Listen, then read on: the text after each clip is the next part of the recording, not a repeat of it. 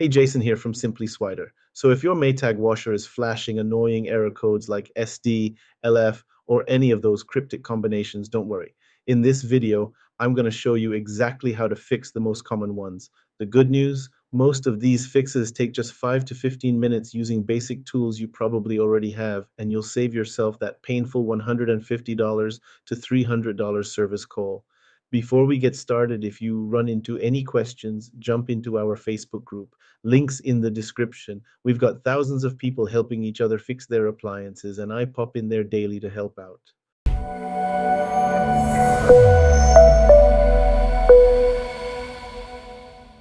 So the most common issue I run into is excessive suds. You'll see sud SD, or sometimes it looks like 5 days on that display. The washer basically throws a tantrum because there's too much soap foam preventing it from spinning or draining properly. Usually happens when folks use regular detergent instead of he detergent, or they're just using way too much of the stuff. I had this customer last month who was using a full cup of regular Tide in her front loader. No wonder it was going crazy. Here's the fix.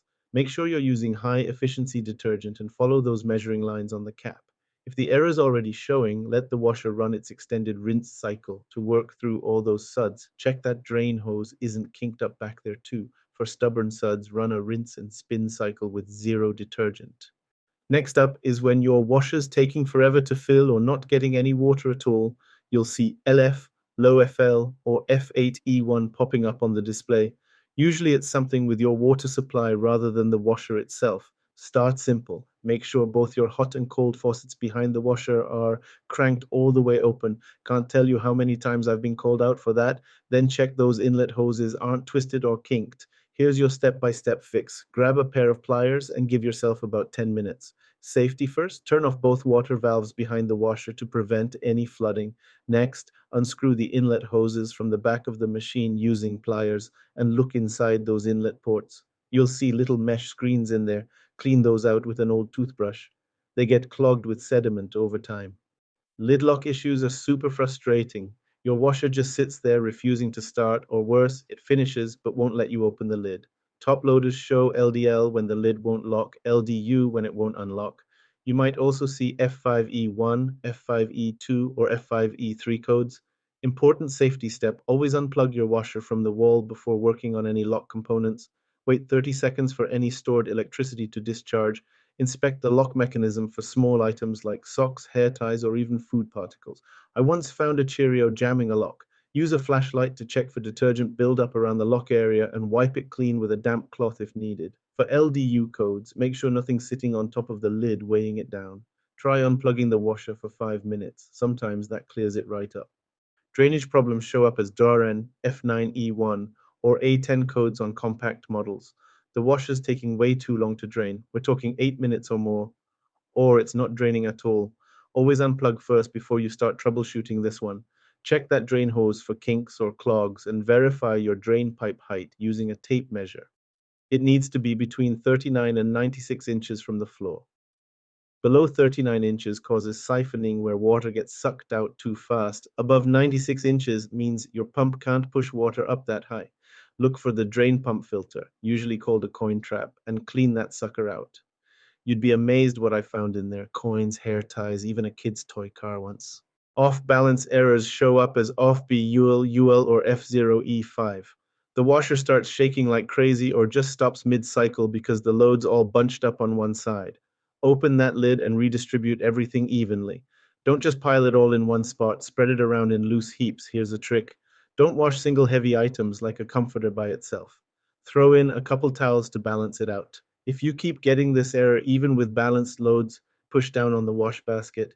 If it bounces more than once, your suspension rods might be getting weak. Motor problems get into the more serious territory. You'll see codes like F7E1, F1E2, F7E5, F7E6, or F7E7. These mean the control board can't communicate with the motor properly, or the motor can't reach the right speed. Unplug the machine and try a power reset. Leave it unplugged for 5 minutes. Check if you've overloaded the thing and try spinning the basket by hand to feel for any obstructions. For F7E1, it's usually wiring between the motor and control board. F7E5 points to the shift actuator needing replacement. The other motor codes typically mean a failed motor, capacitor, or control board. These are $200 plus parts that require technical expertise to diagnose properly, so this is definitely when you should call a professional. These are the real headaches: F1E1, F2E3, F6E1, F6E2, or F6E3 codes. Basically, the washer's brain isn't working right, or different parts aren't talking to each other. Sometimes the whole machine goes completely dead. Unplug it for at least 5 minutes first. This hard reset clears a lot of glitches. I remember this guy who thought his washer was toast, but a simple reset brought it back to life. If the codes keep coming back, you're usually looking at a failed control board that needs replacing. Sometimes checking wire connections between boards can fix communication errors, but that's getting into advanced territory. Here's what we'll cover: the 7 most common Maytag error codes I see, starting with quick 5 minute fixes and moving to repairs that might need a part. I'll tell you up front which ones are DIY friendly and which might need professional help. But here's the thing: even the more involved repairs are usually way cheaper than calling someone like me out to your house. The lid lock assembly runs about $20 for just the door strike, but a full assembly can be more. You can grab these at most appliance parts stores or online. This prevents the washer from running when the lid's open. Pretty important safety feature. You'll know it's going bad when you hear clicking sounds, but no actual locking, or those LDL and LDU codes keep popping up. Here's the tricky part: sometimes a bad control board fails to send power to a perfectly good lock, so don't assume the lock's bad just because it's not working. Test with a power reset first. Drain pumps typically run 55 to $60, and they're moderately easy to replace if you're handy with tools. You'll find them at the bottom front of the washer behind that toe panel. When they're failing, you'll hear humming or grinding noises during the drain cycle, or the washer just won't drain at all. Before you buy a new pump, though, make sure to check that pump filter for blockages. I've seen perfectly good pumps get replaced when all they needed was cleaning. Also, excessive suds or a faulty pressure switch can cause drain errors that look like pump problems.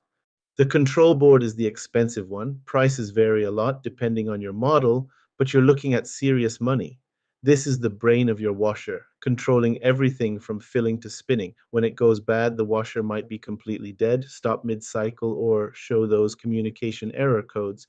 Here's what I always tell customers: try a hard reset first by unplugging for 10 minutes. If that doesn't fix it and you're getting multiple error codes or erratic behavior, the board's probably toast. Just remember, faulty wiring or a bad user interface can mimic control board problems. Water inlet valves run about 70 to $90 depending on where you shop. This electronically controlled valve opens and closes to let hot and cold water into the tub. When it's failing, your washer fills slowly, doesn't fill at all, or sometimes overfills. Before you replace the valve, make sure your supply hoses are clear and faucets are open. If water flow is good to the valve but not entering the machine, then yeah, the valve's probably shot. Here's a gotcha: overflow errors can be a stuck open valve, but they can also be caused by a bad pressure switch. The shift actuator runs about 50 to $70 and switches the transmission between agitate and spin modes in top load models. When it's going bad, your washer won't agitate or spin, makes grinding noises, or shows that F7E5 shifter fault code. During diagnostics, you should hear this little motor working to shift between modes. Don't confuse this with a stuck clutch or transmission problem. The symptoms can look pretty similar, but the actuator's way cheaper to fix. Now you can see right there on your screen the most common Maytag models that run into these issues. Everything from the Bravo series to the Centennial models. Take a look, and you might even spot your own washer up there. Don't worry about memorizing all those model numbers, just check if yours is listed. The Bravos and Bravos XL models are notorious for lid lock codes and off balance errors, while the commercial models have their own unique error codes that can be confusing. That's how you tackle the most common Maytag washer error codes. Start with the simple stuff like checking your detergent and water supply, then work your way up to the more involved fixes.